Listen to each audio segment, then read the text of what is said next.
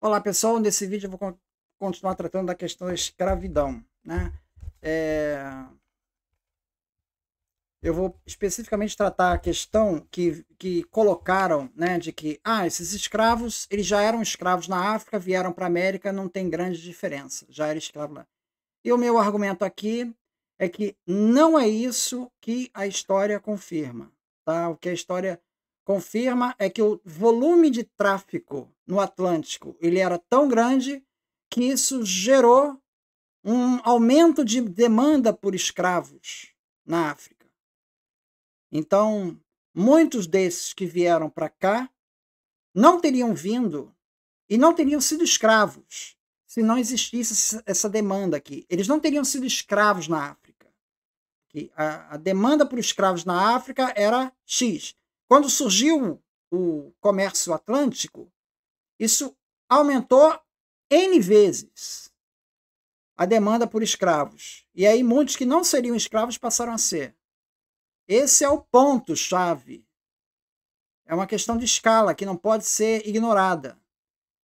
Então, não é verdade que os negros que vieram para o Brasil, eles já eram escravos, eles se tornaram escravos lá na época para vir para cá, a grande maioria, né? Então eu vou falar do que os autores falam. As pessoas dizem, mas você está atacando a igreja. Cara, cita documentos, tá? Eu estou citando aqui autores, historiadores, cita as referências aí que dizem o contrário. Aqui eu vou trazer esse livro daqui, História da África e do Brasil Afrodescendente, da Inaê Lopes dos Santos. Tá? Então ela começa aqui na página 117, ela fala, assim como ocorreu com diversos povos europeus, como os gregos, que foram escravizados pelos romanos, e sociedades ameríndias, o africano escravizado por outro africano era visto como um ser diferente e muitas vezes inferior. Exemplo dessa situação de escravização entre diferentes povos africanos já foram tratados. Num determinado momento de sua história, os egípcios escravizaram os núbios, na Idade Antiga. No Império Mali, por exemplo, os malinquês escravizaram outros grupos africanos, que consideravam seus inimigos, como os soninquês. Então, a escravidão de africanos com africanos já existia. Né? Página 117. Página 118. Prossegue. Muitos estudiosos chamam essa escravidão que era praticada na África de escravidão doméstica. Mas engane-se quem imagina que essa escravidão tinha esse nome porque era mais suave ou amena que outras formas de dominação. A escravidão doméstica tinha esse nome por duas razões. A primeira razão estava relacionada ao tipo de trabalho que a grande maioria dos escravos executava, ligada aos serviços domésticos. A segunda razão estava atrelada às formas de obtenção do escravo. Até o contato com os muçulmanos e os europeus, não existiam mercados de escravos nas sociedades da África subsaariana. O escravo não era uma mercadoria.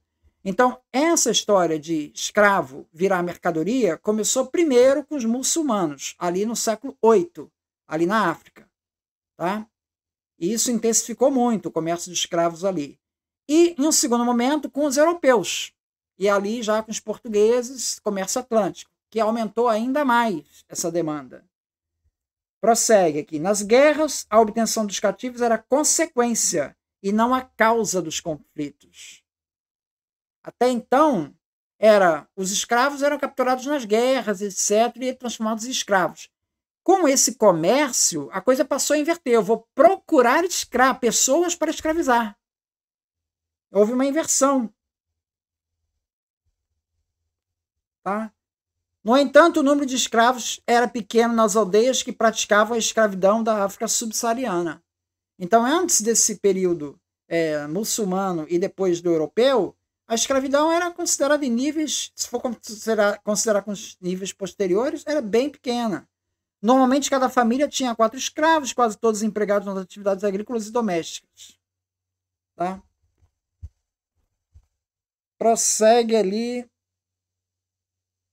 na página 136, que aí vai chegar no ponto que eu estou querendo desenvolver. A primeira etapa do tráfico consistia na captura de grupos ou indivíduos, homens e mulheres que habitavam aldeias e pequenas cidades africanas, situadas próximas ao litoral. Não conseguiam resistir às guerras e razias, travadas por sociedades africanas maiores, graças à vantagem proporcionada pelo uso de armas de fogo e de cavalos.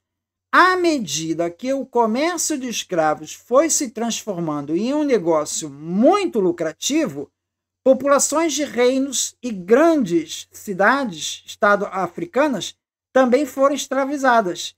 Diversas sociedades já estudadas nesse livro, como os Hausás, Yorubás e até mesmo os habitantes do antigo reino do Congo, foram transformadas em escravos. Os grupos militares ou exércitos que realizavam a captura desses escravos ou vendiam para mercadores, que ficaram conhecidos como pombeiros.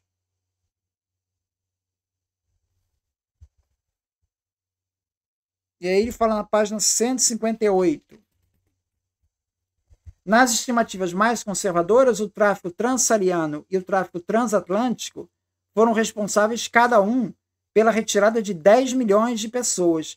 Mas uma importante diferença que deve ser sublinhada é que o tráfico transsaariano, né, esse principalmente realizado pelos muçulmanos, né, durou 1000 anos. E o tráfico transatlântico, 350, o que demonstra que o volume de africanos comercializados no segundo caso foi muito maior por unidade de tempo.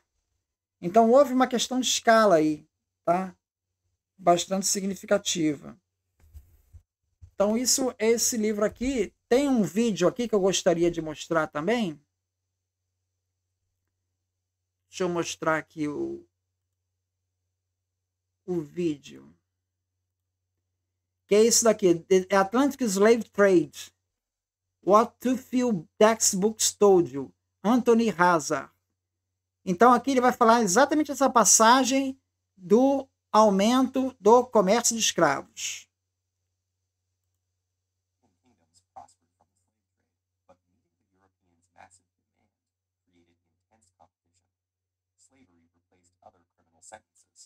Capturing slaves became a motivation for war rather than its result. To defend themselves from slave raids, neighboring kingdoms needed European firearms. Então você vê que, repara nessa frase, é muito sintético, né? Mas repara nessa frase aqui. A escravidão substituiu outras sentenças criminais. E capturar escravos se tornou uma motivação para a guerra, ao invés de ser o resultado. É isso que eu estou falando. A captura de escravos passou a ser um objetivo para você alimentar esse comércio. Entende? Então é esse ponto que eu gostaria de reforçar.